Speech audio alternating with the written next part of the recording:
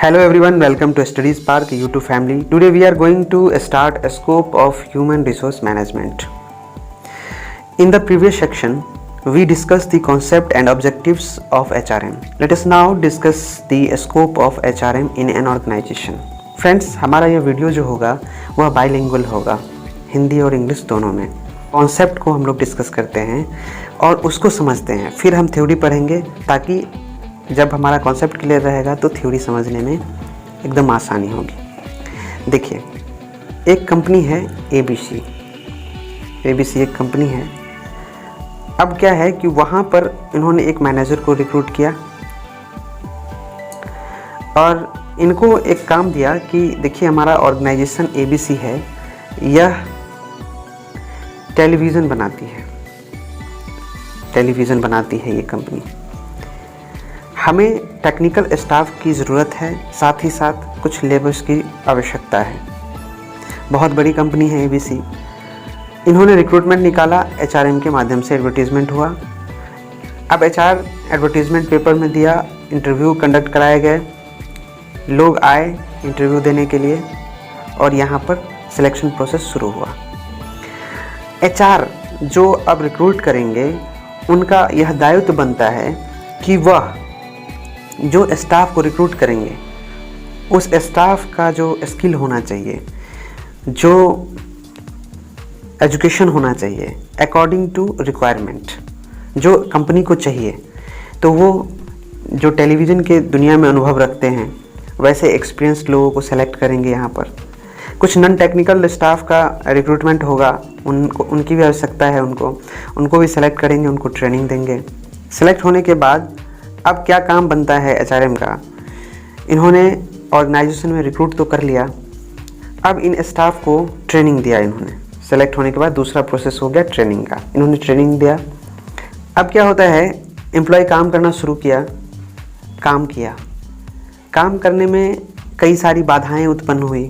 जैसे कि वहाँ पर लंच के लिए रूम की आवश्यकता थी कि स्टाफ का जब लंच का टाइम हो वहाँ पर एक कमरा होना चाहिए जहाँ पे एम्प्लॉय बैठकर खाए, वो नहीं है. साथ में कुछ महिलाएं काम कर रही हैं, उनका सिलेक्शन हो गया, उनके बच्चे, उनके लिए क्रैच फैसिलिटी की आवश्यकता होनी चाहिए, रूम होना चाहिए. कुछ मेडिकल इश्यूज़ हैं, उन मेडिकल इश्यूज़ को दूर करने के लिए मेडिकल फैसिलिटीज़ भी होनी चाहिए, वो नहीं है. कुछ फैमिली प्लानिंग का भी आवश्यकता होता है एम्प्लॉय के डेवलपमेंट के लिए, एम्प्लॉय के फ्यूचर के लिए, वो भी व्यवस्था नहीं है यहाँ पर. सारी समस्याओं को सॉल्व करने के लिए HRM क्या करेगा, एक प्लान बनाएगा. अब वो प्लानिंग करेगा कि हमारे पास जो मैन पावर है उनको इन सारी फैसिलिटीज़ को अवेलेबल कराया जाए. तो वो क्या करेंगे, प्लान बनाएंगे और एम्प्लॉय के लिए मेडिकल फैसिलिटी अवेलेबल कराएंगे, लंच के लिए रूम अवेलेबल कराएंगे, साथ में उनके ट्रेनिंग एजुकेशन पर ध्यान देंगे. टाइम टू टाइम उनका ट्रेनिंग कराया जाएगा, उनके स्किल को डेवलप किया जाएगा. साथ ही साथ उनके फ्यूचर प्लान के लिए कुछ प्रोविडेंट फंड्स की आवश्यकता होंगी, वो अवेलेबल कराया जाएगा. फ्यूचर प्लानिंग की जाएगी, फैमिली प्लानिंग की जाएगी उनके लिए. HRM क्या करेगा, देखिए एम्प्लॉई को डिसिप्लिन भी रखना है. एक रूल्स होता है, रेगुलेशन होता है ऑर्गेनाइजेशन का, क्योंकि अगर रूल रेगुलेशन डिसिप्लिन नहीं होगा तो एक एम्प्लॉई दूसरे एम्प्लॉई के साथ मिसबिहेव कर सकते हैं या मैनेजमेंट के साथ मिसबिहेव कर सकते हैं. इनको भी मेंटेन रखना है. यूनियन बाजी नहीं हो, अगर यूनियन की सही बातों को समझना, उनके अकॉर्डिंग काम करना, ये मैनेजमेंट का काम होता है. अगर सही चीज़ें हैं तो उनको मानना है, उन पर ध्यान देना है और ऑनर एंड एम्प्लॉय के बीच एक कड़ी का काम करना है. ठीक है, ये सबसे बड़ा रोल होता है. साथ में एम्प्लॉय के प्रमोशन, उनके ट्रांसफ़र, एम्प्लॉय का ट्रांसफ़र, प्रमोशन, कंपनसेशन, एम्प्लॉय के परफॉर्मेंस इत्यादि का इवैल्यूएशन करना, ये सब काम मैनेजर का होता है. हम कह सकते हैं कि HRM का दायरा बहुत व्यापक और दूरगामी है. किसी भी संगठन में कार्यरत किसी भी व्यक्ति के लिए ह्यूमन रिसोर्स मैनेजमेंट की समझ महत्वपूर्ण है. जहाँ भी लेबर का समूह होता है वहाँ मानव संसाधन के मुद्दे महत्वपूर्ण हो जाते हैं. हमेशा याद रखना है. The scope of HRM is wide and far-reaching. An understanding of HRM is important to anyone who employed in an organization. HR issues become important wherever there is a group of workers. Staffing is performed by all the managers as a managerial function, either directly or indirectly through HR management. All managers are in this way HR managers since they get involved in HR activities such as selecting, training, inducting, compensating and motivating the employee along with industrial relation activities. Okay यानी कि सभी प्रबंधकों द्वारा एक प्रबंधकीय कार्य जो direct और इनडायरेक्ट रूप से मानव संसाधन के माध्यम से किया जाता है। सभी प्रबंधक इस तरह मानव संसाधन प्रबंधक है क्योंकि वे औद्योगिक संबंध गतिविधियों के साथ साथ कर्मचारियों को चुनने, प्रशिक्षण में शामिल करने, मुआवजा देने इत्यादि के लिए प्रेरित करने का कार्य करते हैं और ये मानव संसाधन की गतिविधियों में शामिल होता है ना। We may classify scope of HRM under the following. अब इसको हम 3 तरह से बांट सकते हैं, HRM in personnel management, HRM in employee welfare, HRM in industrial relation. HRM in personnel management को देखिए, HRM in personnel management that includes, क्या क्या इंक्लूड करते हैं पर्सनल मैनेजमेंट में? Man power planning, hiring, training and development, induction and orientation, transfer and promotion, compensation, layoff and retrenchment, employee productivity. It also includes performance appraisal, developing new skills, disbursement of wages, incentive allowance, traveling policies, procedure and other related course of actions. ये सारे personal management के की है, इन keyword को याद कर लेना है आपको। जहाँ पे पर्सनल मैनेजमेंट की बात आती है ह्यूमन रिसोर्स मैनेजमेंट में, तो यह आमतौर पर डायरेक्ट रूप से एम्प्लॉई का प्रबंध है, जिसमें जो एम्प्लॉई हमारे पास भर्ती हुआ है, जिसका चयन किया गया है, उन्हें उनके प्रशिक्षण और उनके डेवलपमेंट और उनके प्रमोशन और उनके कंपनसेशन, छटनी, कर्मचारी के प्रोडक्टिविटी इत्यादि से संबंधित है। और यह जो पूरा प्रोसेस है, इसका उद्देश्य सिर्फ और सिर्फ व्यक्तिगत जो एम्प्लॉय का इंडिविजुअल डेवलपमेंट से है, उनके प्रभावशीलता का पता लगाना है, जो इनडायरेक्ट रूप से संगठनात्मक विकास में योगदान करते हैं। और भी सारी पॉलिसीज हैं जिन्हें इंक्लूड किया जाता है HRM इन पर्सनल मैनेजमेंट में। ओके, नेक्स्ट हम लोग बात करेंगे HRM in employee welfare. Okay, this particular aspect of HRM deals with working conditions and amenities at the workplace. This includes a wide array of responsibilities and services such as safety service, health service, welfare funds, social security, medical services. It also covers appointment of safety officers, making the environment conducive of working, eliminating workplace hazards, support by top management, job safety, safeguard machinery, cleanness. इन welfare activity में proper ventilation and lighting को भी शामिल किया जाता है।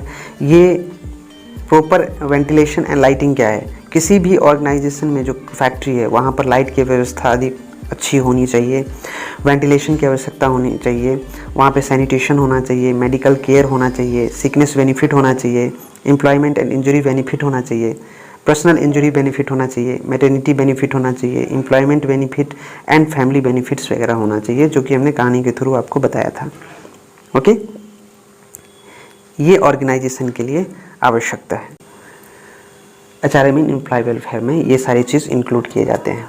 Okay, कर्मचारी कल्याण में मानव संसाधन की यह पहलू कार्यस्थल पर काम करने की स्थिति और सुविधाओं से संबंधित है। इसमें सुरक्षा सेवा, स्वास्थ्य सेवा और कल्याण निधि, सामाजिक सुरक्षा और चिकित्सा सेवाओं जैसी जिम्मेदारियां और सेवाओं की विस्तृत श्रृंखला शामिल है। कार्यस्थल के खतरों को दूर करने के लिए वातावरण को अनुकूल बनाना, शीर्ष प्रबंधन द्वारा सहायता, नौकरी की सुरक्षा, है ना, उसके बाद जो मशीन पे काम कर रहे हैं वहाँ पर सुरक्षा, उसके बाद वेंटिलेशन और प्रकाश की व्यवस्था फैक्ट्री में, उसके बाद स्वच्छता की सफाई, चिकित्सा का व्यवस्था, सिकनेस बेनिफिट होना चाहिए वहाँ पे, बीमारी लाभ, साथ में एम्प्लॉयमेंट इंजरी जो हो जाता है काम करने के दौरान, चोट वगैरह लग गया, उसके लिए लाभ मिलना चाहिए, मैटरनिटी बेनिफिट मिलना चाहिए, पर्सनल इंजरी बेनिफिट मिलना चाहिए। काम करते करते एम्प्लॉई इस तरह इंजर्ड हो जाता है कि वह काम करने लायक नहीं हो पाता, उसका कोई पार्ट, बॉडी का कोई पार्ट इस तरह डैमेज हो जाता है कि वह अब अपनी सेवाएं कंपनी को नहीं दे पाएगा। इस परिस्थिति में अनएम्प्लॉयमेंट बेनिफिट का होना आवश्यक होता है। फैमिली बेनिफिट्स वगैरह की सुविधा होनी चाहिए, पारिवारिक लाभ मिलना चाहिए। ये सब एम्प्लॉय वेलफेयर इन ह्यूमन रिसोर्समेंट में शामिल किए जाते हैं। अगर आपसे पूछ लिया जाए कि HRM इन एम्प्लॉय वेलफेयर में क्या क्या शामिल है, तो आप इन सारे पॉइंट्स को लिख सकते हैं, बता सकते हैं, और ये आपके लिए याद करने के लिए है, आप इसे याद कीजिए। Also relates to supervision, employee counselling, establishing harmonious relationships with employees, education and training. Employee welfare is about determining employees real needs and fulfilling them with active participation of both the management and the employees. In addition to this, it also takes care of canteen facilities, crèches, rest and lunch rooms, housing facilities, transport facilities, medical assistance, education, health and safety, recreation facility, etc. कर्मचारी से परामर्श और कर्मचारियों के साथ जो होता है सौहार्दपूर्ण संबंध स्थापित करना, शिक्षा और प्रशिक्षण से भी संबंधित है HRM इन वेलफेयर। कर्मचारी के कल्याण, कर्मचारियों की वास्तविक ज़रूरतों को निर्धारित करने और प्रबंध एवं कर्मचारियों दोनों की सक्रिय भागीदारी के साथ उन्हें पूरा करने के बारे में भी वेलफेयर सोचता है, HRM सोचता है।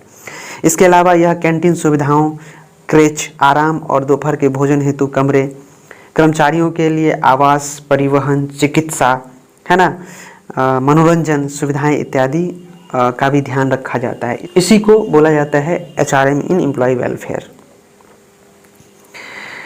HRM इन इंडस्ट्रियल रिलेशंस, यहाँ पे इंडस्ट्रियल रिलेशन की बात की जाती है। चूँकि रोजगार संबंध एक अत्यधिक संवेदनशील क्षेत्र है, इसलिए इसे श्रमिक या कर्मचारी संघों के साथ सावधानी पूर्वक बातचीत की आवश्यकता होती है। उनकी शिकायतों का समाधान करना और संबंधों में विवादों को प्रभावी ढंग से निपटाना रोजगार संबंधों को समझने की कला और विज्ञान है।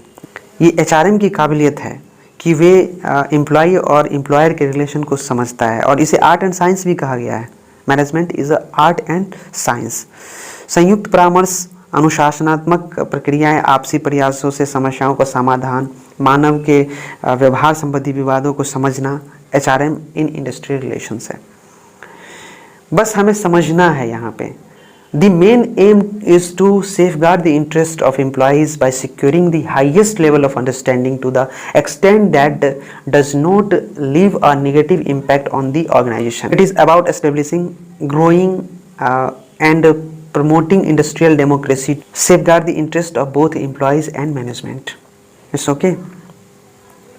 कहने का अर्थ यह है कि इसका जो मेन उद्देश्य होता है वह हायर लेवल की समझ हासिल करके कर्मचारियों के जो हित हैं उनकी रक्षा करना, साथ ही साथ संगठन पर जो नेगेटिव इम्पैक्ट है, नकारात्मक प्रभाव नहीं पड़ने देना, और साथ ही साथ कर्मचारियों और प्रबंध दोनों के हितों की रक्षा के लिए औद्योगिक लोकतंत्र को स्थापित करने, उनको विकसित करने और बढ़ावा देने के लिए HRM इन इंडस्ट्रियल रिलेशन की आवश्यकता होती है। और ये सब HRM का पार्ट है। ओके, यहाँ पे लिखा भी है, industrial relations is the art and science of understanding the employment union management relations. जहाँ पे बात की गई है कि हमें क्या क्या समझना है: job consultation, disciplinary procedures, solving problem with mutual efforts, understanding human behaviour and maintaining work relations, collecting, bargaining and settlement of disputes. It is about establishing, growing and promoting industrial democracy to safeguard the interest of both employees and management. Friends, यहाँ पे हमारा concept of human resource management ख़त्म होता है, और यह कुछ ज़्यादा नहीं था। यहाँ पे हमें बस स्कोप समझना था कि HRM का स्कोप क्या है।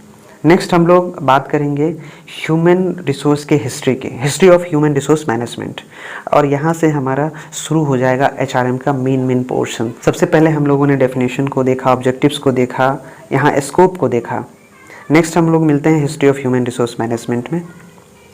फ्रेंड्स, आपको यह वीडियो कैसा लगा? अगर आपको अच्छा लगा है तो प्लीज़ आप हमारे चैनल को सब्सक्राइब कर लें, लाइक करें, शेयर करें, और अगर आप हमारे टेलीग्राम चैनल से नहीं जुड़े हैं तो आप हमारे Telegram channel ESIC UPSC deputy director के नाम से चलता है, इसको ज्वाइन कर लीजिए। स्टडीज़ पार्क है, वहाँ ज्वाइन कर सकते हैं। अगर आप इलाहाबाद हाई कोर्ट की तैयारी करते हैं तो इस लिंक को फॉलो करें। साथ में अगर आप हमसे बात करना चाहते हैं तो हमारा चैट ग्रुप भी है, स्टडीज़ पार्क चैट ग्रुप, उसको ज्वाइन कीजिए। सजेशंस साथ ही साथ और भी कुछ रिक्वायरमेंट है तो उसे आप वहाँ बता सकते हैं। थैंक यू, मिलते हैं नेक्स्ट पार्ट में।